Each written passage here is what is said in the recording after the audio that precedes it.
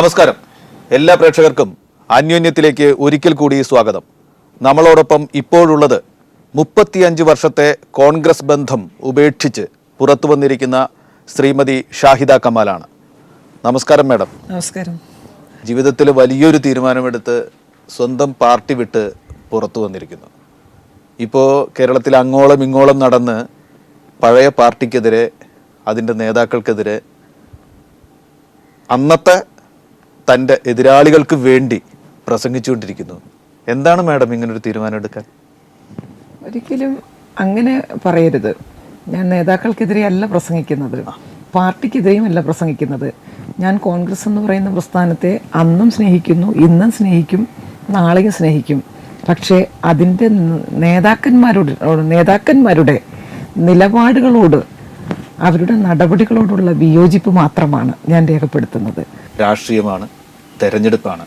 തെരഞ്ഞെടുപ്പിന് തൊട്ടു മുമ്പ് ഒരു രാഷ്ട്രീയ പ്രവർത്തകൻ സ്വന്തം പ്രസ്ഥാനം ഉപേക്ഷിക്കുകയും എതിരാളികളുടെ ചേരിയിലേക്ക് പോവുകയും ചെയ്യുന്നതിനെ കൂറുമാറ്റം എന്ന തരംതാണ ഒരു വാക്കുകൊണ്ടാണ് സാധാരണക്കാര് വിശേഷിപ്പിക്കുക. ഇത് കൂറുമാറ്റമാണോ? അല്ലെങ്കിൽ എന്തുകൊണ്ട്? ഒരിക്കലും ഇത് കൂറുമാറ്റമായി കാണേണ്ട കാര്യമില്ല. അതൊക്കെ ഒരാൾ മാറുമ്പോൾ അവരുടെ നിലപാടുകൾ അനുസരിച്ചാണ് അതിനെ കൂറുമാറ്റമാണോ എന്ന് നമ്മൾ തീരുമാനിക്കുന്നത്. ഞാൻ മാറിയത് CPM-ൻ്റെ സംസ്ഥാന സെക്രട്ടറി സഖാവ് കോടിയേരി ബാലകൃഷ്ണൻ അവർ അദ്ദേഹം പറയുകയുണ്ടായി, തെരഞ്ഞെടുപ്പിൻ്റെ സ്ഥാനാർത്ഥി നിർണയം എല്ലാം കഴിഞ്ഞ് സൂക്ഷ്മ പരിശോധനയും കഴിഞ്ഞതിന് ശേഷം മാത്രമാണ് ഞാൻ CPM-ൽ അംഗത്വം എടുത്തുകൊണ്ട് ഇടതുപക്ഷ ജനാധിപത്യ മുന്നണിയുടെ ഭാഗമായത്. അതുകൊണ്ട് തന്നെ ഒരിക്കലും ഒരു അധികാരത്തിൻ്റെ ഭാഗമായി അല്ലെങ്കിൽ അധികാരം പങ്കിടുക എന്നുള്ള ലക്ഷ്യത്തോടു കൂടിയോ അല്ലെങ്കിൽ ഒരു സീറ്റിന് വേണ്ടിയോ അല്ല ഞാൻ പോയത്. തെരഞ്ഞെടുപ്പിൽ കോൺഗ്രസ് പ്രഖ്യാപിച്ച സ്ഥാനാർത്ഥി പട്ടികയിൽ ഷാഹിദ കമാൽ ഇല്ല. തെരഞ്ഞെടുപ്പിൽ സ്ഥാനം കിട്ടാത്തത് കൊണ്ട് എല്ലാ സർവേകളും ജയിക്കും എന്ന് പറഞ്ഞ ഒരു മുന്നണിയിലേക്ക് തെരഞ്ഞെടുപ്പിൽ മത്സരിക്കാൻ വേണ്ടി അല്ലായിരിക്കാം, പക്ഷെ പിന്നീട് സ്ഥാനമാനങ്ങൾ ലഭിക്കും എന്നുള്ള ആഗ്രഹത്തിന്റെ പേരിൽ വന്നതൊക്കെയാണെന്ന് എതിരാളികൾ കുറ്റം പറഞ്ഞാൽ എന്തു പറയും മറുപടി? അല്ല, ആർക്കും ആരെക്കുറിച്ചും ആക്ഷേപം ഉന്നയിക്കാം. അതാണല്ലോ നമ്മുടെ ജനാധിപത്യ സംവിധാനത്തിൽ നടന്നു വന്നുകൊണ്ടിരിക്കുന്നത്. പക്ഷേ സത്യം എന്താണ് എന്ന് CPM സംസ്ഥാന സെക്രട്ടറി സഖാവ് കോടിയേരി ബാലകൃഷ്ണൻ അദ്ദേഹം അവിടെ പറഞ്ഞു കഴിഞ്ഞു. യാതൊരുവിധ ഡിമാൻഡുകളും ഇല്ലാതെ ഇന്നത്തെ രാജ്യത്തിൻ്റെ സുരക്ഷയും അല്ലെങ്കിൽ മതന്യൂനപക്ഷങ്ങളടക്കം, ദളിത് വിഭാഗങ്ങളടക്കം, മറ്റ് പിന്നോക്ക വിഭാഗങ്ങളടക്കം രാജ്യത്തിൽ അവർക്ക് ജീവിക്കുവാനുള്ളൊരു അരക്ഷിതാവസ്ഥ അത് മനസ്സിലാക്കിക്കൊണ്ട് ഷാഹിദ കമാലിനെ പോലെ ഒരുപാട് പേർ ഇടതുപക്ഷ പ്രസ്ഥാനങ്ങളിലേക്ക് വരുന്നുണ്ട്. അങ്ങനെ ഒരു നിലപാടെടുത്താണ് വന്നത്. സീറ്റ് ചോദിച്ചിരുന്നില്ല? ഒരിക്കലും ഞാൻ ചോദിച്ചിരുന്നില്ല. ഞാൻ സീറ്റ് ചോദിച്ചെന്ന് ബഹുമാനപ്പെട്ട മുഖ്യമന്ത്രിക്കോ ബഹുമാനപ്പെട്ട KPCC പ്രസിഡന്റിനോ ബഹുമാനപ്പെട്ട ആഭ്യന്തരമന്ത്രിക്കോ പറയാൻ പറ്റുമോ? ഇവർ മൂന്നിൽ ആരെങ്കിലും പറയട്ടെ ഞാൻ സീറ്റ് ചോദിച്ചിട്ടുണ്ടോ? ഒരു പൊതുയോഗത്തിൽ VS-ന്റെ തൊട്ടടുത്ത് ഇരിക്കുന്ന ഒരു ചിത്രം വന്നു. ഫേസ്ബുക്കിൽ അതിട്ടുകൊണ്ട് ചിലരൊക്കെ പറഞ്ഞത് VS എന്തോ വാഗ്ദാനം തരുന്നുവെന്നാണ്. എന്ത് വാഗ്ദാനമാണ് VS തന്നത്? തീർച്ചയായിട്ടും വളരെ അഭിമാനത്തോടു കൂടി ഞാൻ പറയട്ടെ, എനിക്ക് വലിയൊരു വാഗ്ദാനമാണ് അദ്ദേഹം തന്നു. തീർച്ചയായിട്ടും ആ വേദിയിൽ വെച്ച് വലിയൊരു വാഗ്ദാനം തന്നു. എന്തായാലും അങ്ങ് ചോദിച്ചത് നന്നായി. കാരണം കുറച്ച് പേർക്കൊക്കെ എന്തോ വാഗ്ദാനം തന്നു എന്നുള്ള എല്ലാവർക്കും മനസ്സിലായി. ഞാനത് നിഷേധിച്ചിട്ടില്ലായിരുന്നു. അതുകൊണ്ട് തന്നെ എന്തോ ഒരു വാഗ്ദാനം എനിക്ക് തന്നു എന്നുള്ളത് ഉറപ്പായിരുന്നു. തീർച്ചയായിട്ടും വാഗ്ദാനം തന്നു. അദ്ദേഹത്തിനെ പോലെ ഏറ്റവും വലിയ ജനകീയനായ നേതാവ്, അഴിമതിരഹിത പോരാട്ടത്തിൻ്റെ മറ്റൊരു നാമധേയം നമുക്ക് കേരളത്തിൽ നിന്ന് പറയാനില്ല. അങ്ങനെയുള്ള സഖാവ് VS എനിക്ക് തന്നൊരു വാഗ്ദാനം എന്നോട് ചോദിച്ചു. എന്നും ഞാൻ ശ്രദ്ധിച്ചിട്ടുണ്ട്, സ്ത്രീകളുടെ സാമൂഹ്യ വിഷയങ്ങളിൽ വളരെ ശക്തമായി ഇടപെടുന്നൊരു വനിതയാണ് ഞാൻ. കോൺഗ്രസ് നിൽക്കുമ്പോൾ ശ്രദ്ധിക്കുന്നുണ്ടായിരുന്നു. അതുപോലെ തന്നെ സ്ത്രീകൾക്കെതിരെയുള്ള അവഗണനയ്ക്കെതിരെ ശക്തമായ പ്രതിഷേധം അറിയിക്കുന്നൊരു വ്യക്തിയാണ്.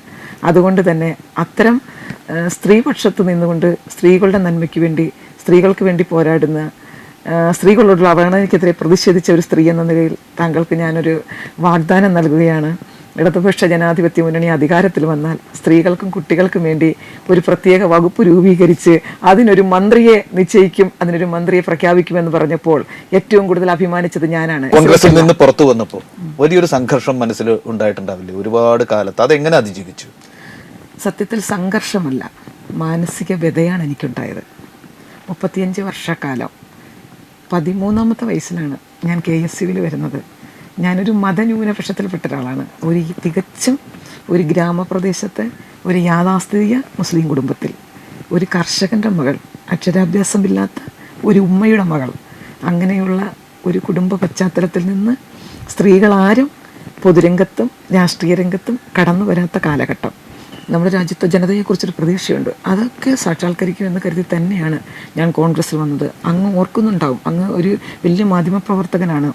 നന്ദാവനം എയർ ക്യാമ്പിൽ നടന്ന പോലീസ് ലാത്തിച്ചാർജ് അന്ന് ഏറെ കേരള ചർച്ച ചെയ്യപ്പെട്ട ഒരു രാഷ്ട്രീയ വിഷയമാണ്. ഞാൻ കൊല്ലത്തെ ഒരു ചെറിയ ഗ്രാമത്തിൽ ജനിച്ച് വന്ന ആ ഒരു ചെറിയ പ്രായത്തിലെ ഒരു പെൺകുട്ടിയായിരുന്നു ഞാൻ. അന്ന് ആ നന്ദാവനം പോലീസ് ക്യാമ്പിലെ ആ മർദ്ദനത്തിൽ പോലും ഇരയാകേണ്ടി വന്ന ഒരു പെൺകുട്ടിയാണ്. ഒന്ന് ആലോചിച്ച് നോക്കണം, ഒരു യാഥാസ്ഥിതിക മുസ്ലിം കുടുംബത്തിൽ നിന്ന് അത്തരം സമരരംഗത്തൊക്കെ വന്ന് പോകുമ്പോൾ അവളുടെ കുടുംബജീവിതം അടക്കം ബാധിക്കുന്നൊരു കാര്യമാണ്. ബന്ധം പറിച്ചെറിയുമ്പോൾ അതാണ് ഞാൻ പറഞ്ഞത്, വളരെ വേദനയോട് കൂടിയാണ് എനിക്ക് പറിച്ചെറിയേണ്ടി വന്നത്. ഞാൻ പറഞ്ഞല്ലോ, കോൺഗ്രസ് പ്രസ്ഥാനത്തിൻ്റെ കുഴപ്പം കൊണ്ടല്ല, നേതാക്കന്മാരുടെ നിലപാടുകളോടുള്ള അവരുടെ അവസരവാദപരമായ പ്രവർത്തനങ്ങൾ, അതിനോടുള്ള വിയോജിപ്പുകളാണ് ഞാൻ രേഖപ്പെടുത്തിക്കൊണ്ട്. ഞാൻ ചോദിക്കട്ടെ, ഒറ്റ രാത്രി കൊണ്ടായിരിക്കില്ലല്ലോ അത് തീരുമാനം വന്നത്. എപ്പോഴാണ് സത്യത്തിൽ ഞാൻ കോൺഗ്രസ്സുകാരി എന്ന നിലയ്ക്ക് എനിക്ക് തുടരാൻ പറ്റില്ല, എനിക്കിത് വിട്ട് പുറത്തു പോകണം, ഏറ്റവും ചുരുങ്ങിയത് ഇത് അവസാനിപ്പിക്കുമെങ്കിലും വേണം, മതി എന്ന് എപ്പോഴാണ് ഷാഹിദ കമാൽ? തീർച്ചയായിട്ടും കുറേ കാലം കൊണ്ട്, കുറേ കാലമായി എന്ന് പറഞ്ഞാൽ ശരിക്കും എൻ്റെ ഭർത്താവിൻ്റെ മരണശേഷമാണ് അത് കൂടുതൽ എൻ്റെ മനസ്സിലേക്ക്. എന്നാലും മതി എന്ന് തീരുമാനിച്ചൊരു നിമിഷമുണ്ടോ? അങ്ങനെ ഉണ്ടോ? ഇല്ല ഇല്ല. എപ്പോഴാണ് മതി എന്ന് തോന്നിയത്? അതാണ് ഞാൻ പറഞ്ഞു വന്നത്. എൻ്റെ ഭർത്താവിൻ്റെ മരണശേഷമാണ് അതെന്നെ കൂടുതൽ എന്നിലേക്ക് ശക്തി പ്രാപിച്ചത്. ഞാൻ പറഞ്ഞല്ലോ, ഞാൻ ഒരു പൊതുപ്രവർത്തക എന്ന നിലയിൽ, ഒരു പാർട്ടി പ്രവർത്തക എന്ന നിലയിൽ കേരളം മൊത്തം സഞ്ചരിക്കുന്ന ഒരാളാണ്. ഒരുപാട് സൗഹൃദ വലയങ്ങളുണ്ട് രാഷ്ട്രീയത്തിലും രാഷ്ട്രീയത്തിനപ്പുറത്തേക്കും. അപ്പോൾ എല്ലാവരുമായി ചർച്ച ചെയ്യപ്പെടുമ്പോൾ എല്ലാവരും പങ്കുവയ്ക്കുന്ന ഒരു ആശങ്ക, ഇന്നത്തെ കോൺഗ്രസ് നേതൃത്വത്തിൻ്റെ പോക്ക്, ഇന്നത്തെ കോൺഗ്രസ് നേതൃത്വം എടുക്കുന്ന നിലപാടുകൾ, അത് രാജ്യത്തിനും സമൂഹത്തിനും അപകടമാണെന്നൊരു തിരിച്ചറിവ് എല്ലാവരുടെയും മനസ്സുകളിലുണ്ട്. അപ്പോൾ എല്ലാവരും പങ്കുവയ്ക്കുന്നത് എൻ്റെ തന്നെ ആശങ്കയാണല്ലോ, എൻ്റെ തന്നെ ചിന്തയാണല്ലോ എന്ന് ഞാൻ സ്വയം ചിന്തിച്ചപ്പോൾ ഇതിനൊരു തിരുത്തൽ വേണ്ടേ എന്ന് എനിക്ക് തോന്നി തുടങ്ങി. എന്തായിരുന്നു കുടുംബത്തിൻ്റെ പ്രതികരണം ഈ മാറ്റത്തോട്? ഏറ്റവും കൂടുതൽ പിന്തുണ തന്നത് ആരാണ്? എനിക്ക്, ഞാൻ പറഞ്ഞല്ലോ, ഞാൻ നേരത്തെ സൂചിപ്പിച്ചു, എൻ്റെ ഭർത്താവിൻ്റെ മരണശേഷം എനിക്ക് കോൺഗ്രസ് നേതൃത്വത്തിൽ നിന്നുണ്ടാക്കിയ ചില വിഷമതകൾ, അതെന്താണത്? ഏറ്റവും പ്രധാനപ്പെട്ട, അതായത് ഞാൻ കോൺഗ്രസ്സിനെ അല്ലെങ്കിൽ കോൺഗ്രസ് നേതൃത്വത്തോട് നിന്നകലാൻ ഉണ്ടായ ഏറ്റവും പ്രധാനപ്പെട്ട 2 വിഷയങ്ങൾ എൻ്റെ വ്യക്തി ജീവിതത്തിലുണ്ടായി. ഒന്ന്, ഞാൻ 2011 നിയമസഭയിൽ ചടയമംഗലത്ത് മത്സരിക്കുന്നു. 2013 ജനുവരി 7 എൻ്റെ ഭർത്താവ് ഗൾഫിൽ വെച്ച് ഹാർട്ട് അറ്റാക്കായി മരിക്കുന്നു. അദ്ദേഹം വിദ്യാർത്ഥിയായിരിക്കുന്ന സമയത്ത് RSP എന്ന് പറയുന്ന ഇടതുപക്ഷ പാർട്ടിയുടെ വിദ്യാർത്ഥി സംഘടനയുടെ വളരെ സജീവ പ്രവർത്തകനും കോളേജിലെ സ്ഥാനാർത്ഥിയൊക്കെയായി മത്സരിച്ച് വിജയിച്ച വ്യക്തിയാണ്. ഞങ്ങൾ തമ്മിലുള്ള സൗഹൃദം നാഷണൽ സർവീസ് സ്കീം എന്ന ഒരു സാമൂഹ്യ സംഘടനയിലൂടെയാണ് ഞങ്ങളുടെ സൗഹൃദം തുടങ്ങുന്നത്. അത് ഞങ്ങളുടെ കുടുംബജീവിതത്തിലേക്ക് എത്തിച്ചേരുകയാണ് ചെയ്തത്. ചില ആളുകളൊക്കെ മരിച്ചുപോയ എൻ്റെ ഭർത്താവിൻ്റെ പേര് പോലും സമൂഹ മാധ്യമങ്ങളിൽ വലിച്ചിഴക്കുന്നത് കാണുമ്പോൾ വല്ലാത്ത വിഷമമുണ്ട്. അതെ, അദ്ദേഹത്തിന്റെ ആത്മാവ് ഈ മാറ്റത്തോട് പൊറുക്കില്ല എന്ന് പറയുന്നുണ്ട്. ഒരു കമ്മ്യൂണിസ്റ്റുകാരനായ അദ്ദേഹം, ഒരു കോൺഗ്രസ്സുകാരിയായ ഭാര്യ രാഷ്ട്രീയ രംഗത്ത് സജീവമായി നിൽക്കുമ്പോൾ അദ്ദേഹം ഉപജീവന മാർഗം നേടി അദ്ദേഹം പുറത്തു പോവുകയാണ്. അപ്പോൾ അദ്ദേഹം രാഷ്ട്രീയ രംഗത്ത് നിന്ന് മാറി നിൽക്കുന്ന പശ്ചാത്തലത്തിൽ ഭാര്യയെ സ്നേഹിക്കുന്ന ഒരു ഭർത്താവ് എന്ന നിലയിൽ ഭാര്യയ്ക്ക് എല്ലാ പിന്തുണയും കൊടുക്കുവാൻ വേണ്ടിയാണ് അദ്ദേഹത്തിൻ്റെ ഉള്ളിലൊരു പക്ഷേ അപ്പോഴും കമ്മ്യൂണിസ്റ്റ് ആയിരുന്നിരിക്കാം, പക്ഷെ ഭാര്യയ്ക്ക് കൊടുക്കേണ്ട ഒരു പിന്തുണ എന്ന നിലയിൽ, ഒരു നല്ല ഭർത്താവ് എന്ന നിലയിൽ അദ്ദേഹം ഒരു കോൺഗ്രസ്സുകാരനായി കോൺഗ്രസിൻ്റെ ഭാര്യയെ സപ്പോർട്ട് ചെയ്യുക മാത്രമാണ് അദ്ദേഹം ചെയ്തിട്ടുള്ളത്. അപ്പം അങ്ങനെ ഉള്ള ഒരു പശ്ചാത്തലമാണ് അദ്ദേഹത്തിന്. അപ്പം അദ്ദേഹം കമ്മ്യൂണിസ്റ്റുകാരനായിരുന്ന അദ്ദേഹം, ഞാൻ കാസർഗോഡ് മത്സരിക്കുമ്പോൾ കാസർഗോഡിൻ്റെ പ്രത്യേക ഒരു രാഷ്ട്രീയ പശ്ചാത്തലമൊക്കെ നമുക്കറിയാം. അപ്പോൾ എനിക്ക് എൻ്റെ കൂടെ എപ്പോഴും കൂടെ ഒരാൾ വേണമെന്നുള്ളത് കൊണ്ട് തന്നെ അദ്ദേഹം ലീവ് എടുത്ത് വന്നു. ആ തെരഞ്ഞെടുപ്പിൽ മുഴുവൻ സമയവും കോൺഗ്രസിൻ്റെ സ്ഥാനാർത്ഥിയെ, അദ്ദേഹത്തിൻ്റെ ഭാര്യ മാത്രമല്ല, കോൺഗ്രസ് സ്ഥാനാർത്ഥിയെ എന്നോടൊപ്പം, UDF സ്ഥാനാർത്ഥിയെ എന്നോടൊപ്പം അദ്ദേഹം മുഴുവൻ സമയം ചെലവഴിച്ച് മനസ്സുകൊണ്ട് അദ്ദേഹം കോൺഗ്രസ്സുകാരനായി മാറുകയായിരുന്നു. അദ്ദേഹം 2013 ജനുവരി 7 അദ്ദേഹം ഞങ്ങളെ വിട്ടുപോയി.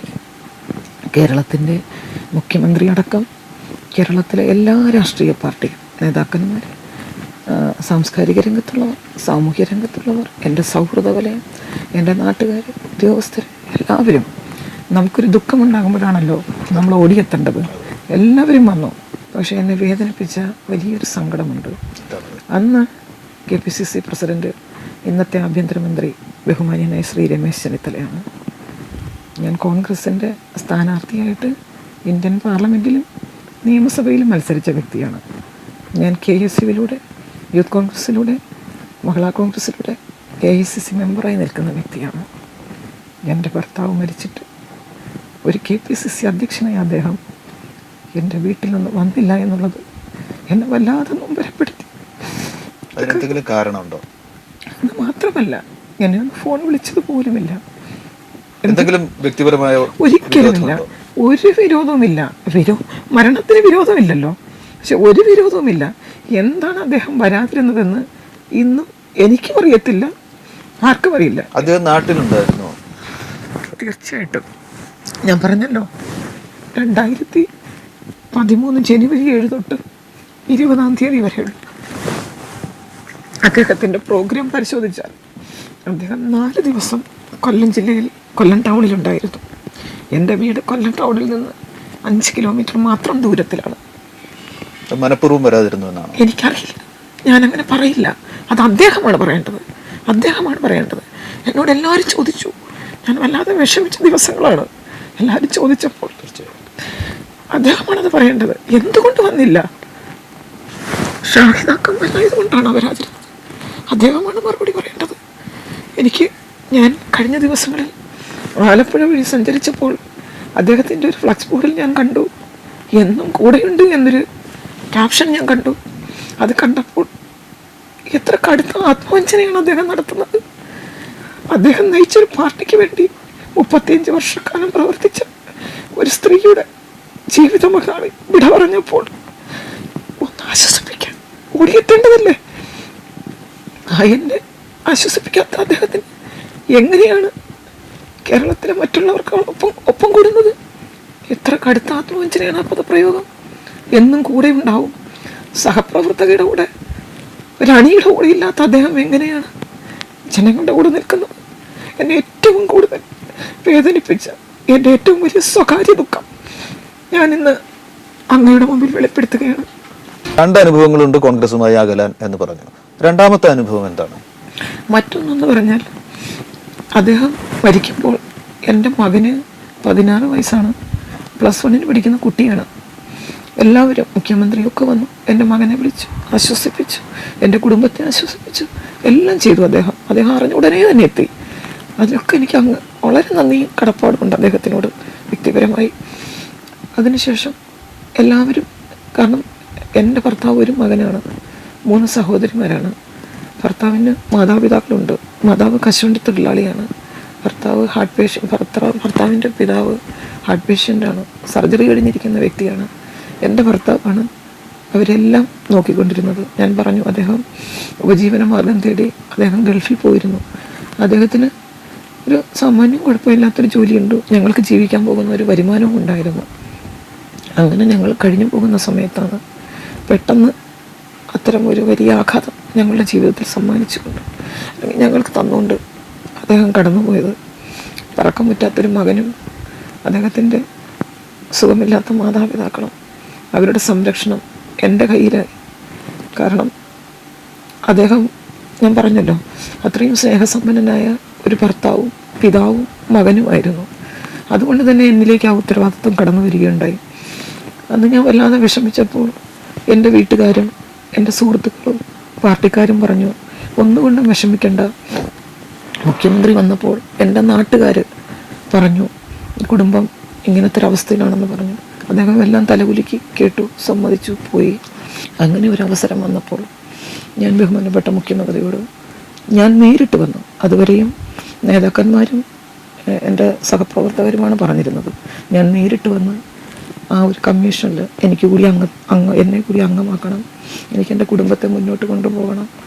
അങ്ങനെ ഞാൻ വന്ന ആ കമ്മീഷനിൽ എന്നെ അംഗമാക്കണമെന്ന് പറഞ്ഞപ്പോൾ അദ്ദേഹം പറഞ്ഞു, അദ്ദേഹത്തിന് ഒരുപക്ഷെ സത്യസന്ധത കൊണ്ടായിരിക്കാം അദ്ദേഹം എന്നോട് തുറന്നു പറഞ്ഞത്, അത് ഒരംഗം മുസ്ലിം ലീഗിന് കൊടുക്കുകയാണ്, അതുകൊണ്ട് കോൺഗ്രസ്സിൽ നിന്ന് ഇനി ഷാഹിദ കമാലിനെ വെക്കാൻ പറ്റില്ല. ഞാൻ തകർന്നു പോയ മറ്റൊരു നിമിഷം, കോൺഗ്രസിൻ്റെ 2 പ്രധാനപ്പെട്ട നേതാക്കൾ 2 അനുഭവങ്ങളാണ് എനിക്കുണ്ടായത്. കാരണം ഞാനൊരിക്കലും, അതുകൊണ്ടാണ് എനിക്ക് പറയേണ്ടി വന്നത്, ഈ മതന്യൂനപക്ഷത്തിൻ്റെ പേരിലാണ് ഞാൻ അവഗണിക്കപ്പെട്ടതെന്ന് പറയേണ്ടി വന്നൊരു നിമിഷവും അത് തന്നെയാണ്. അത് മനസ്സിച്ചുകൊണ്ടാണ് ഞാൻ പറഞ്ഞത്. ഞാൻ എനിക്ക് വല്ലാതെ നൊന്തു. കാരണം ഞാൻ ഷാഹിദ കമാൽ എന്ന കോൺഗ്രസ്സുകാരിയായിട്ടാണ് ചെന്നത്, ഷാഹിദ കമാൽ എന്ന മുസ്ലിമായിട്ടല്ല അവിടെ ചെന്നത്. ഒരു മുസ്ലിമായിട്ട് കണ്ടു ഒരു മതേതര പ്രസ്ഥാനം, ലോകത്തിലെ ഏറ്റവും വലിയ മതേതര പ്രസ്ഥാനം എന്ന് ഞാൻ വിശ്വസിച്ചിരുന്ന, ഞാൻ ചിന്തിച്ചിരുന്ന, ഞാൻ ഒരുപാട് വേദികളിൽ പ്രസംഗിച്ചിരുന്ന, എൻ്റെ ചെറുപ്പം മുഴുവൻ പ്രചരിപ്പിച്ചിരുന്ന ആ പ്രസ്ഥാനത്തിൽ നിന്ന് ഷാഹിദ കമാലിനെ മുസ്ലിമായി അഡ്രസ് ചെയ്യപ്പെട്ടു. അതെൻ്റെ ആത്മാഭിമാനത്തിന് ചോദ്യം ചെയ്യപ്പെട്ടു, എൻ്റെ വ്യക്തിത്വത്തെ ഇല്ലാതാക്കി. കോൺഗ്രസ് ഷാഹിദ കമാലിൽ നിന്ന് അകന്നു എന്ന് തോന്നുന്ന അനുഭവങ്ങൾ ഉണ്ടായിട്ടുണ്ടോ? കോൺഗ്രസ് എന്നിൽ നിന്നകന്ന കാര്യം, അല്ലെങ്കിൽ എന്നെ ഒഴിച്ചു നിർത്തിയ, എന്നെ അവഗണിച്ചതാണോ താങ്കൾ ചോദിക്കുന്നത്? അവഗണിച്ചതാവാം, എങ്ങനെയെങ്കിലും മാറിപ്പോയി, അങ്ങനെയുള്ള ഒരു കാര്യമുണ്ട്. കോൺഗ്രസ് എന്നിൽ നിന്നകന്ന, അല്ലെങ്കിൽ കോൺഗ്രസ് എന്ന് പറയില്ല, കോൺഗ്രസ് നേതൃത്വം എന്നിൽ നിന്നകന്ന ഒരു കാര്യമുണ്ട്. അതായത് ഇന്ന് കേരളം ഏറ്റവും വലിയ ചർച്ചയ്ക്ക് വിധേയമാക്കുന്നൊരു വിഷയമാണ് സോളാർ വിഷയം. ഒരു ഘട്ടത്തിൽ ഭരണത്തെ പോലും പിടിച്ചു കുലുക്കിയ ഒരു സംഭവമാണ്. ഈ സംഭവത്തിൻ്റെ തുടക്കം കുറിക്കുന്ന സമയത്ത്, ആദ്യമായി ഈ ആരോപണം പുറത്തു വന്ന സമയത്ത്, അന്ന് ഈ സ്ത്രീ, ഞാൻ അവരുടെ പേര് പറയാൻ ആഗ്രഹിക്കുന്നില്ല, കാരണം എനിക്ക് അവരുടെ പേര് പറയുന്നത് പോലും എനിക്ക് ഒരു വ്യക്തി എന്ന നിലയിൽ എനിക്ക് വളരെ വിഷമം തോന്നുന്നു. കാരണം ഒരിക്കലും ഒരു സ്ത്രീ സമൂഹത്തിന് അവർ മാതൃകയല്ല, അതുകൊണ്ടാണ് ഞാൻ പറഞ്ഞത്. അപ്പോൾ ഈ സ്ത്രീ ആരോപണങ്ങൾ ഉന്നയിച്ച സമയത്ത് ഞാൻ കോൺഗ്രസിൻ്റെ ഒരു പൊതുയോഗത്തിൽ ഈ സ്ത്രീയെ നിശിതമായി വിമർശിച്ചുകൊണ്ട് ഈ സ്ത്രീക്കെതിരെ നിയമ നടപടിയെടുക്കുവാൻ ഗവൺമെൻറ് തയ്യാറാകണം എന്ന് ഞാൻ പരസ്യമായി പ്രസംഗിക്കുകയുണ്ടായി. ഞാനന്ന് പ്രസംഗിച്ച് കഴിഞ്ഞ് 5 മിനിറ്റ് കഴിഞ്ഞപ്പോൾ ഒരു കോൺഗ്രസ് നേതാവിൻ്റെ ഫോൺ എനിക്ക് വന്നു. അദ്ദേഹം എന്നോട് പറഞ്ഞു, ഇനി ഒരു വേദിയിലും ഈ സ്ത്രീയെക്കുറിച്ച് സംസാരിക്കരുത്, OC-യുടെ നിർദ്ദേശമാണ് എന്ന്. OC ആരാണെന്ന് എനിക്ക് മനസ്സിലായി കാണുമല്ലോ. OC-യുടെ നിർദ്ദേശമാണെന്ന് പറഞ്ഞു. ഏത് നേതാവാണത് വിളിച്ചു പറഞ്ഞത്? ക്ഷമിക്കണം, അത് ഞാൻ പറയില്ല. ഇല്ല, പറയില്ല, അങ്ങനെ പറയാൻ പാടില്ല. ഞാൻ പറഞ്ഞല്ലോ, എനിക്ക് നിലപാടുകളോടുള്ള വിയോജിപ്പ്, സമീപനങ്ങളോടുള്ള എതിർപ്പാണ്. ഒരിക്കലും ഒരു പ്രസ്ഥാനത്തിൽ നിന്നുകൊണ്ട് ആ പ്രസ്ഥാനത്തിൻ്റെ സ്വകാര്യമായ രഹസ്യങ്ങൾ അത് എന്നെ വിശ്വസിക്കുന്ന സമയത്ത് എന്നിൽ പങ്കുവെച്ചാൽ അത് പറയാൻ പാടില്ല. ഞാൻ ആ നിലപാട് മാനിക്കുന്നു. അപ്പോ ഉമ്മൻചാണ്ടിയുടെ ആവശ്യം ഒരു നേതാവ് കമ്മ്യൂണിക്കേറ്റ് ചെയ്തു. അപ്പം എനിക്ക് അതിനകത്ത് അല്പം വൈഷമ്യം തോന്നി. കാരണം ഒരു കോൺഗ്രസ് പ്രവർത്തക എന്ന നിലയിൽ എൻ്റെ മുഖ്യമന്ത്രിയെ, എൻ്റെ ഗവൺമെൻറ്റിനെ പ്രതിക്കൂട്ടിൽ നിർത്തുവാൻ ശ്രമിക്കുമ്പോൾ, ഗവൺമെൻറ്റിനെ പ്രതിസന്ധിയിലേക്ക് തള്ളിവിടാൻ ശ്രമിക്കുമ്പോൾ, ആ സ്ത്രീക്കെതിരെ ശക്തമായി നിലപാടെടുക്കേണ്ട ഉത്തരവാദിത്വം ആ പാർട്ടിയുടെ ഉത്തരവാദിത്തപ്പെട്ട പ്രവർത്തക എന്ന നിലയിൽ എനിക്കുണ്ട്. അതെൻ്റെ കടമയാണ്. ഞാൻ വിശ്വസിക്കുന്ന പാർട്ടിയോടുള്ള കൂറാണ്, അല്ലേ? നിൽക്കുന്നിടത്ത് നമ്മൾ കൂറ് കാണിക്കണം. ഷാഹിദ പേര് പറയുന്നില്ല, പക്ഷെ എനിക്ക് ഒരു മാധ്യമപ്രവർത്തകൻ എന്ന നിലയ്ക്ക് പറയുന്നതിന് തടസ്സങ്ങളില്ല. സരിത എസ് നായരെ എതിർത്ത് വേദിയിൽ സംസാരിക്കരുതെന്ന ഉമ്മൻചാണ്ടിയുടെ താല്പര്യം ഒരു കോൺഗ്രസ് നേതാവ് ഫോണിലൂടെ കമ്മ്യൂണിക്കേറ്റ് ചെയ്തു. അതെ, എന്നെ കമ്മ്യൂണിക്കേറ്റ് ചെയ്തു.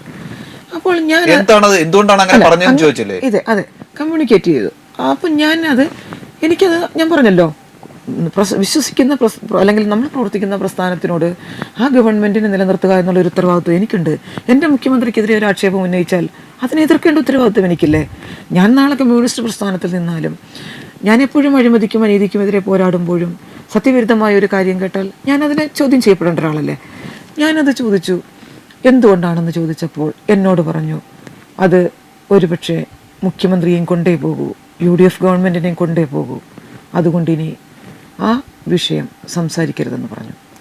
പിന്നീട് വന്ന ഒരു സംഭവം എന്ന് പറഞ്ഞാൽ ഇതങ്ങ് വഷളായി കഴിഞ്ഞപ്പോൾ പിന്നീട് ഈ സ്ത്രീയെ എതിർത്ത് മുഖ്യമന്ത്രിയെയും ഗവൺമെൻറ്റിനെയും പ്രൊട്ടക്റ്റ് ചെയ്ത് സംസാരിക്കാൻ കോൺഗ്രസിൻ്റെ നേതാക്കന്മാർ, ചാനൽ ചർച്ചയിൽ പങ്കെടുക്കുന്നവർ ആ ഒരു രീതിയിലേക്ക് വരേണ്ട ഒരു സാഹചര്യം കേരള രാഷ്ട്രീയത്തിലുണ്ടായി. അങ്ങനെ വന്നപ്പോൾ ഒരു സ്ത്രീ എന്ന നിലയിൽ, ശക്തമായ അഭിപ്രായം പറയുന്ന ഒരാളെന്ന നിലയിൽ, ചാനലുകൾ ചർച്ചകൾക്ക് വിളിക്കുന്ന ഒരു സ്ത്രീ എന്ന നിലയിൽ, നിരവധി സാമൂഹ്യ വിഷയങ്ങളിൽ സ്ത്രീകളുടെ വിഷയങ്ങളിൽ ഇടപെട്ട് ചർച്ച ചെയ്യുന്ന ഒരാളെന്ന നിലയിൽ ചാനലുകളിൽ ഞാൻ ഈ സ്ത്രീക്കെതിരെ പറഞ്ഞുകൊണ്ട് ഗവൺമെൻറ്റിനെ പ്രൊട്ടക്റ്റ് ചെയ്തുകൊണ്ട് ചർച്ചയിൽ പങ്കെടുക്കണമെന്നൊരാവശ്യം എൻ്റെ അടുത്ത് വെച്ചു. ഞാനതിന് തയ്യാറായില്ല. അപ്പം അങ്ങനെയുള്ള ചർച്ചകളിലേക്ക് ഞാൻ വരാതിരുന്നത് കോൺഗ്രസ് നേതൃത്വത്തിന് എന്നെ മാറ്റി നിർത്താൻ ഒരു കാരണമായി. ഈ രാഷ്ട്രീയ മാറ്റം ആ മകൻ അത് എങ്ങനെയാണ് സ്വീകരിച്ചത്? മകൻ അനുകൂലിച്ചോ? അനുകൂലിച്ചെന്ന് മാത്രമല്ല, ഞാൻ പറഞ്ഞല്ലോ, ഈ രണ്ട് അനുഭവങ്ങൾ, അതായത് ബഹുമാനപ്പെട്ട KPCC പ്രസിഡന്റ് ആ ദുഃഖത്തിലൊന്നും ഓടിയെത്താത്തത്, രണ്ട് മുഖ്യമന്ത്രിയുടെ ഭാഗത്തു നിന്ന് ഇത്തരത്തിലുള്ളൊരു സമീപനം, ഈ രണ്ട് കാര്യങ്ങളും ഞങ്ങളെ കുടുംബത്തിൽ വലിയ ചർച്ചയ്ക്ക് വിധേയമായി. കാരണം ഞങ്ങളെല്ലാ കാര്യങ്ങളും കുടുംബപരമായി ഒരുമിച്ചെടുത്ത് ആലോചിക്കുന്നവരാണ്. ഇത് കുടുംബത്തിൽ വലിയൊരു ചർച്ചയ്ക്ക് വിധേയമായി. മാത്രമല്ല, മകൻ്റെ പ്രതിഷേധം ഒരു വശത്ത്, കുടുംബത്തിൻ്റെ കുറ്റപ്പെടുത്തലുകൾ, അവരെ കുറ്റം പറയാൻ പറ്റില്ല, അവരുടെ കുറ്റപ്പെടുത്തലുകൾ ഒരു വശത്ത്, സുഹൃത്തുക്കളുടെ ചോദ്യങ്ങൾ മറുവശത്ത്, എൻ്റെ നാട്ടുകാരുടെ സഹതാപം മറുവശത്ത്, ഈ 4 ഘടകങ്ങളുടെയും നടുവിൽ നിന്ന് അനുഭവിക്കുന്ന ഒരു വിധവയുടെ ആത്മസംഘർഷം അത് അനുഭവിക്കുന്നവർക്ക് മാത്രമേ അറിയൂ. അത് മനസ്സിലാക്കി മകൻ ഇപ്പോഴത്തെ ഇതിനെങ്ങനെയാണ് പിന്തുണ തന്നത്? അതിനുശേഷം മകനെ ഇതെങ്ങനെ അറിയിച്ചു? അവിടെ മകൻ വിദേശത്താണ്. അപ്പോൾ അതിനുശേഷം ഞാൻ കോൺഗ്രസിൻ്റെ പരിപാടികൾക്ക് പോകുന്നതോ കോൺഗ്രസിന് വേണ്ടി സംസാരിക്കുന്നതോ ഒക്കെ കേൾക്കുമ്പോൾ മകൻ എന്നോട് അല്പം അസ്വസ്ഥത പ്രകടിപ്പിച്ചിരുന്നു. പിന്നീട് എനിക്ക് അവൻ്റെ അസ്വസ്ഥത മനസ്സിലാകുമായിരുന്നു. ഇന്ന് അവനൊരു കന്നി വോട്ടറാണ്. അപ്പം ആദ്യമായിട്ട് കന്നി വോട്ടറാണ് അവന് 19 വയസ്സാകുമ്പോൾ വോട്ട് കന്നി വോട്ടറാണ്. അപ്പം ഇങ്ങനെയുള്ള ഈ നേതൃത്വത്തിൻ്റെ ഈ നിലപാടുകൾ, അല്ലെങ്കിൽ ഒരു വ്യക്തിയോടുള്ളൊരു സമീപനം, ഞാൻ പറഞ്ഞല്ലോ, അത് എന്നെ വ്യക്തിപരമായി വെച്ചു. അതിനുശേഷം തുടർന്നുള്ള എല്ലാ കാര്യങ്ങളും ഒരിക്കൽ പോലും ഞാൻ ആമുഖമായി സൂചിപ്പിച്ച കാര്യങ്ങളും അതിനകത്ത് വരുന്നുണ്ട്. അപ്പോൾ ഇത് കുടുംബത്തിനകത്ത് ചർച്ച ചെയ്യപ്പെട്ടപ്പോൾ, അതോടൊപ്പം തന്നെ ഇത് എനിക്ക് മാത്രമല്ല, എന്നെപ്പോലെ ആയിരക്കണക്കിന് ആളുകൾക്ക് ഇതുപോലുള്ള അനുഭവങ്ങൾ കോൺഗ്രസിൽ നിന്നുണ്ടായി എന്ന് പലരും പല വേദികളിലും പല സന്ദർഭങ്ങളിലും ചർച്ച ചെയ്യപ്പെടുകയും കൂടി കൂട്ടി വായിക്കുകയും കൂടി ചെയ്തപ്പോൾ, എൻ്റെ വീട്ടുകാരും ഇത്തരത്തിലേക്കൊരു മാറ്റത്തിന് വേണ്ടി എന്നെ, ആ നിലപാടും മാറ്റത്തിന് വേണ്ടി എന്നെ പ്രേരിപ്പിക്കുകയും അതിനുവേണ്ടി എന്നോട് ആവശ്യപ്പെടുകയും ചെയ്തു. അങ്ങനെ ഞങ്ങൾ കുടുംബത്തിൽ കൂട്ടായ തീരുമാനമെടുത്തു. എൻ്റെ ഭർത്തൃമാതാപിതാക്കളും എല്ലാവരും കൂടി ഒരുമിച്ചിരുന്നു, ചർച്ച ചെയ്തു, ഒരു തീരുമാനമെടുത്തു. അപ്പം എൻ്റെ ഭർത്തൃപിതാവും എൻ്റെ സഹോദരന്മാരുമാണ് എൻ്റെ മകനോട് ആദ്യം ഈ വിവരം അറിയിക്കുന്നത്. അറിയിച്ചപ്പോൾ അവൻ ശരിയെന്ന് പറഞ്ഞു. ആ ശരിക്ക് അത്ര ഖനം പോരായിരുന്നു. ഞാൻ കേട്ടു, അവർ സ്പീക്കറിട്ട് ഞാൻ കേട്ടു. അപ്പം എങ്കിലും ഞാൻ വിചാരിച്ചു, അവൻ കുട്ടിയല്ലേ, അവനൊരു പ്രായത്തിൻ്റെ പക്വതക്കുറവുണ്ട്, രാഷ്ട്രീയ പരിജ്ഞാനക്കുറവുണ്ട്, സാമൂഹ്യ അവബോധത്തിൻ്റെ കുറവുണ്ട്, അവനതിനുള്ള പ്രായമല്ലേ ഉള്ളൂ. ഞാൻ വിചാരിച്ചു അതുകൊണ്ടായിരിക്കാം അവൻ ശരിയെന്നൊരു വാക്കിൽ അവൻ ഒതുക്കിയതേ ഉള്ളൂ മറുപടി. അതിനുശേഷം ഞങ്ങളുടെ കുടുംബം ഒരുമിച്ച് ചേർന്നിട്ടാണ് അന്ന് ചവറയിൽ നടന്ന ആ യോഗത്തിൽ ഞാൻ പങ്കെടുക്കുമ്പം എൻ്റെ കുടുംബം മുഴുവൻ എൻ്റെ കൂടെ ഉണ്ടായിരുന്നു. അതിനുശേഷം ഞാൻ തിരിച്ച് വീട്ടിൽ വന്നപ്പോഴും എൻ്റെ മോൻ്റെ ശരി എന്ന വാക്ക് എന്നെ വല്ലാതെ അസ്വസ്ഥയാക്കി. ഞാനൊരമ്മയല്ലേ, മകൻ്റെ മനസ്സ് അറിയേണ്ട ഒരമ്മയല്ലേ ഞാൻ. എനിക്ക് വല്ലാതൊരു അസ്വസ്ഥ, കിടന്നിട്ട് ഉറക്കം വന്നില്ല. ഒന്ന് താങ്കൾ പറഞ്ഞതുപോലെ 35 വർഷം പ്രവർത്തിച്ചൊരു പ്രസ്ഥാനത്തെ വിട്ട രാത്രി, എൻ്റെ മകൻ ശരിയെന്ന് പറഞ്ഞൊരു രാത്രി, ആ ശരിക്ക് എത്ര ശരിയുണ്ട് എന്നറിയാനുള്ളൊരു ആഗ്രഹം എൻ്റെ മനസ്സിലുണ്ട്. കിടന്നിട്ട് ഉറക്കം വന്നില്ല. ഞാൻ എഴുന്നേറ്റു. എൻ്റെ മകനുമായി ഞാൻ കരുതി നേരിട്ട് സംസാരിക്കാൻ ഒരു പേടി, എന്ത് റിയാക്ഷൻ ഉണ്ടാകുമെന്ന് എനിക്കറിയില്ലല്ലോ. അതുകൊണ്ട് ഞാൻ വിചാരിച്ചു ഫോണിൽ സംസാരിക്കണ്ട, ഞാനൊന്ന് ചാറ്റ് ചെയ്യാമെന്ന് വിചാരിച്ചു. ഫേസ്ബുക്ക് ഓപ്പൺ ചെയ്ത് രാത്രി. അപ്പോൾ എനിക്കറിയാം അവൻ ഓൺലൈനിൽ ഉണ്ടാകും. അവൻ കാരണം അവൻ ജോലിയൊക്കെ കഴിഞ്ഞ് വന്നിട്ട് ഓൺലൈനിൽ അവൻ്റെ ഫ്രണ്ട്സൊക്കെ ആയിട്ട് ചാറ്റ് ചെയ്യുന്ന സമയമാണല്ലോ, ചെറിയ കുട്ടിയല്ലേ.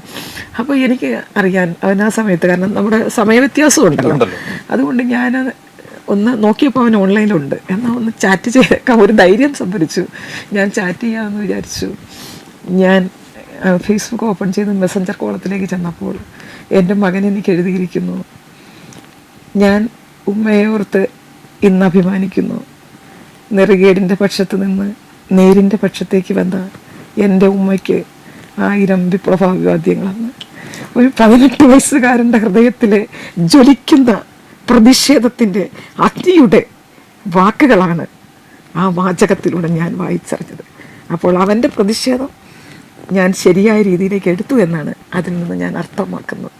അതാണ് ഒരു മകൻ നൽകുന്ന ഏറ്റവും വലിയൊരു സമ്മാനം, അമ്മയ്ക്ക് നൽകുന്ന. മകൻ കൂടെ ഉണ്ട്.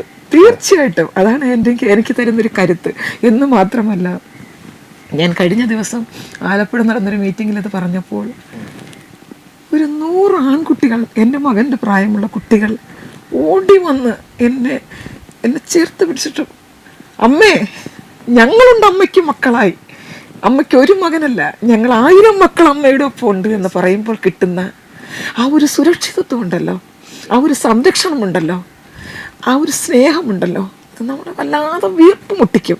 മറ്റൊന്നും വേണ്ട നമുക്ക്. ഒരു മനുഷ്യന് അധികാരമോ സ്ഥാനമാനങ്ങളോ അതിനൊക്കെ അപ്പുറത്തേക്കാണ് വേദനിക്കുമ്പോൾ കിട്ടുന്ന ഒരു ആശ്വാസ വാക്ക്. അത് കിട്ടാതെ വന്നതാണ് ഞാൻ അനുഭവിച്ച ഏറ്റവും വലിയ വേദനയും. ഞാൻ എൻ്റെ മതത്തെ വിശ്വസിക്കുകയും മറ്റുള്ള മതത്തെ വിശ്വസിച്ചുകൊണ്ടും പടച്ചവനിൽ വിശ്വസിച്ചുകൊണ്ടുമാണ് കമ്മ്യൂണിസ്റ്റ് ആയിട്ടുള്ളത്. തീർച്ചയായിട്ടും ആണ്. അതിനകത്തൊരു മാറ്റവും വരത്തില്ല. അങ്ങനെ തന്നെയാണ്. ഒപ്പം ഞാൻ മറ്റു മതങ്ങളെ ബഹുമാനിക്കണം.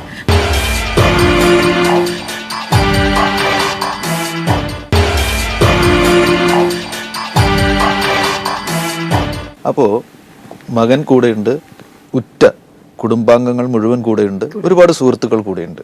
പക്ഷെ ആരെങ്കിലുമൊക്കെ എവിടെയെങ്കിലുമൊക്കെ പറഞ്ഞിട്ടുണ്ടാവില്ലേ, കോൺഗ്രസിൽ നിന്ന് പോകുന്നത് കമ്മ്യൂണിസ്റ്റുകാരുടെ കൂടെയാണ്, പള്ളിയും പടച്ചവനും ഇല്ലാത്ത കൂട്ടരാണ് എന്ന് ആരെങ്കിലും ഒക്കെ എവിടെയെങ്കിലും പറഞ്ഞിട്ടുണ്ടാവില്ലേ? ഇല്ല, അങ്ങനെ പറഞ്ഞില്ല. പള്ളിയും പടച്ചവനും ഇല്ലാത്ത കൂട്ടരാന്ന് പറഞ്ഞില്ല. അങ്ങനെ പറയാറില്ലേ? അങ്ങനെ പറയാറില്ല. ഇല്ല, അങ്ങനെ പറയാറില്ല. അങ്ങനെ ആരും എന്നോട് പറഞ്ഞില്ല.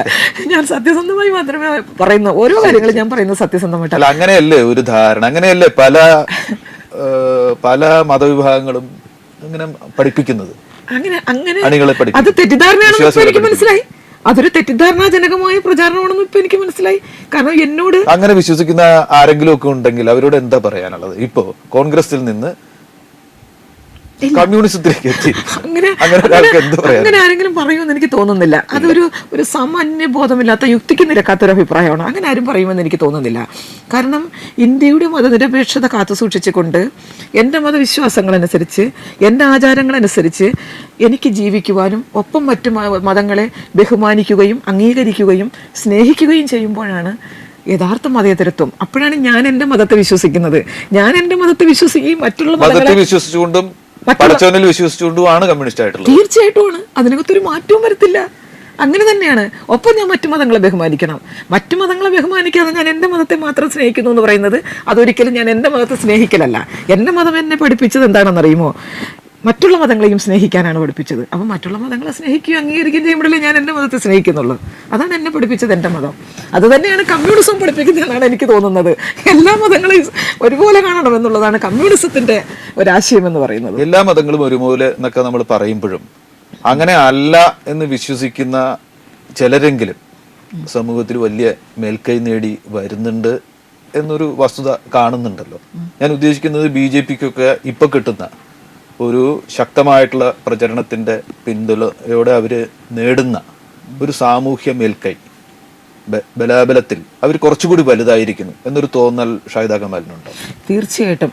അത് പക്ഷേ വളരെ ഗൗരവത്തോടു കൂടി നമ്മൾ കാണേണ്ട ഒരു വിഷയം തന്നെയാണ്. കാരണം അത് വളരെ അപകടകരമായ ഒരവസ്ഥയിലേക്ക് ഇന്ത്യയെ കൊണ്ടെത്തിക്കുമെന്നുള്ള കാര്യത്തിൽ ഒരു സംശയവും വേണ്ട.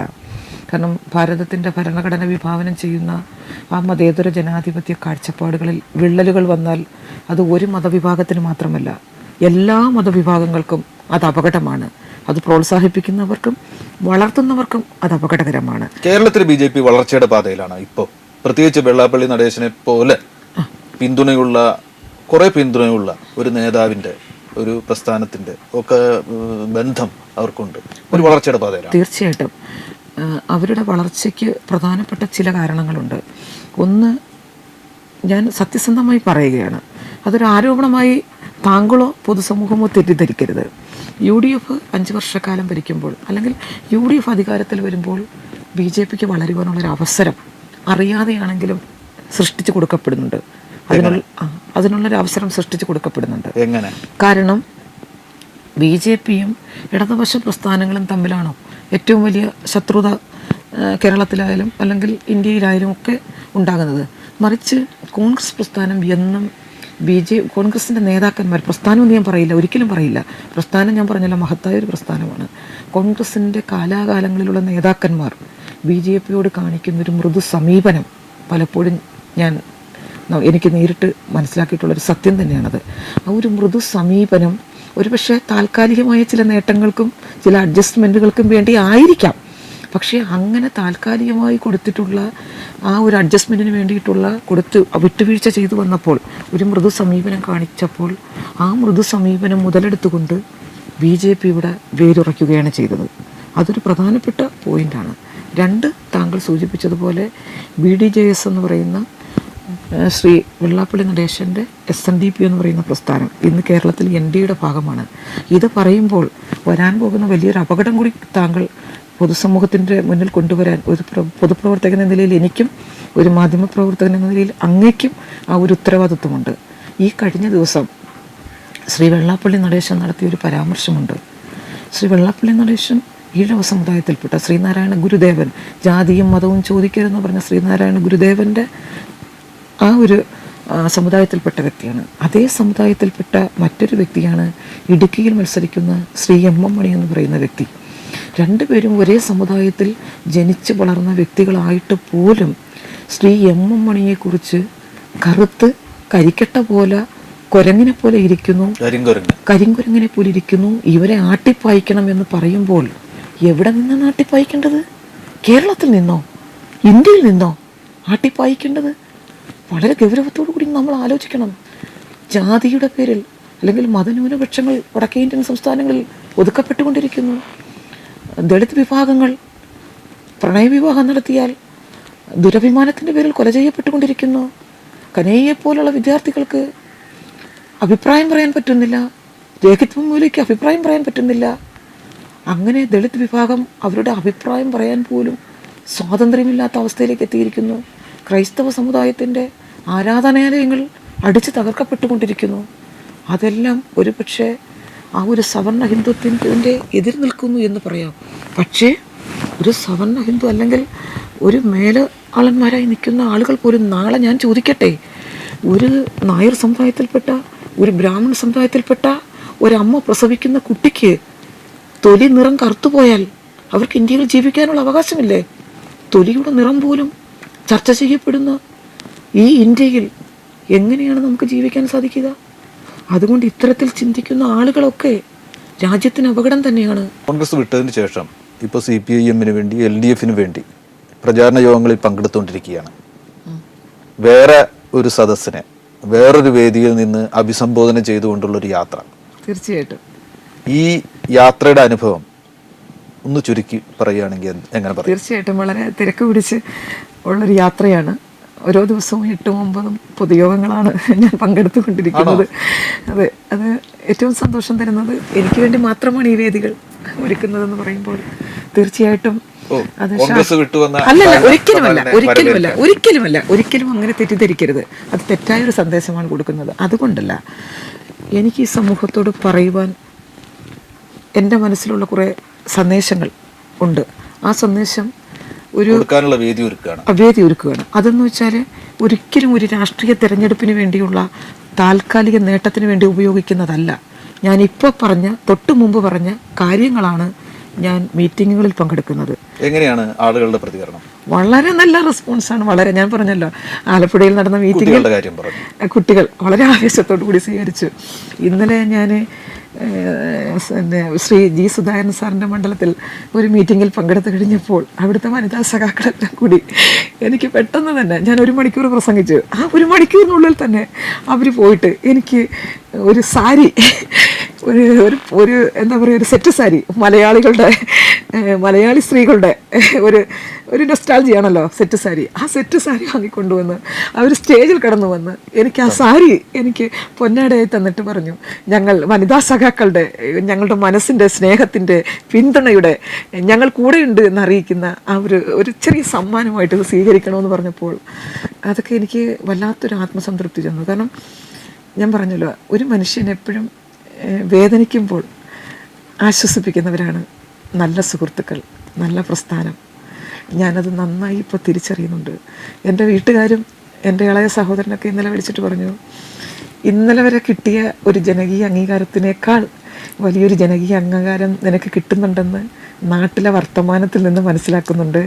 കോൺഗ്രസ്സുകാരെ അവനെന്നോട് പറഞ്ഞതാണ്, ഞാൻ വിചാരിച്ചു കോൺഗ്രസ്സുകാരൊക്കെ മുഖം തിരിക്കുമെന്ന് വിചാരിച്ചു.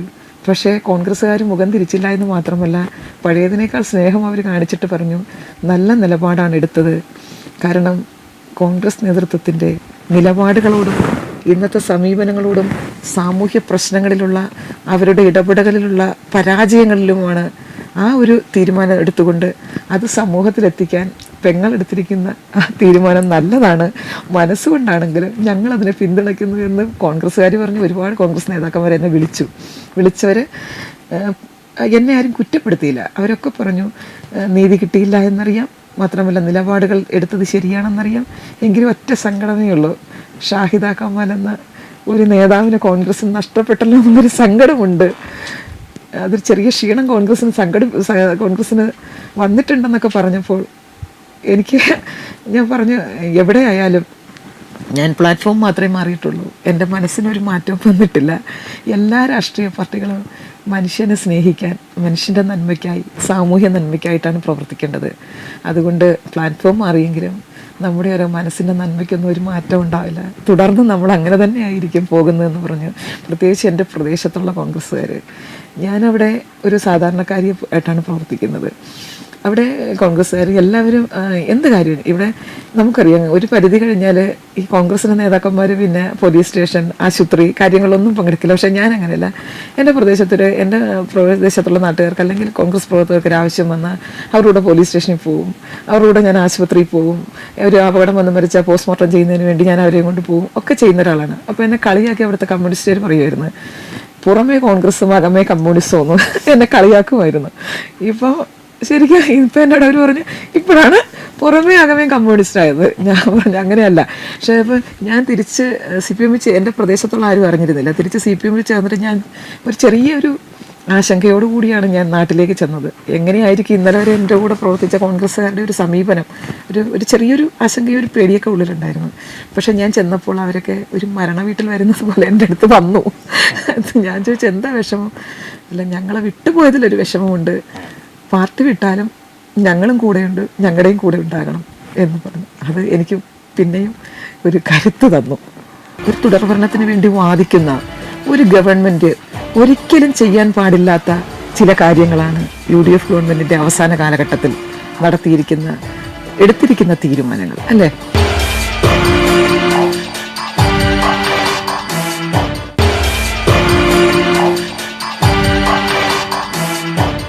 ഇപ്പോൾ കുറച്ച് ദിവസം തെരഞ്ഞെടുപ്പ് പ്രചാരണങ്ങളുടെ മധ്യത്തിലുണ്ടായിരുന്നു. തെരഞ്ഞെടുപ്പ് പ്രചാരണം അതിൻ്റെ പാരമ്യത്തിലെത്തിയിരിക്കുകയാണ്.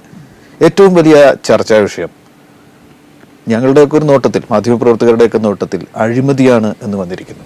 അഴിമതി തന്നെയാണോ ഈ തെരഞ്ഞെടുപ്പിൽ ഏറ്റവും വലിയ വിഷയങ്ങളുടെ വിഷയമായിട്ട് പൊങ്ങി നിൽക്കുന്നത്? തീർച്ചയായിട്ടും അഴിമതി ഒരു പ്രധാന വിഷയമാണ്.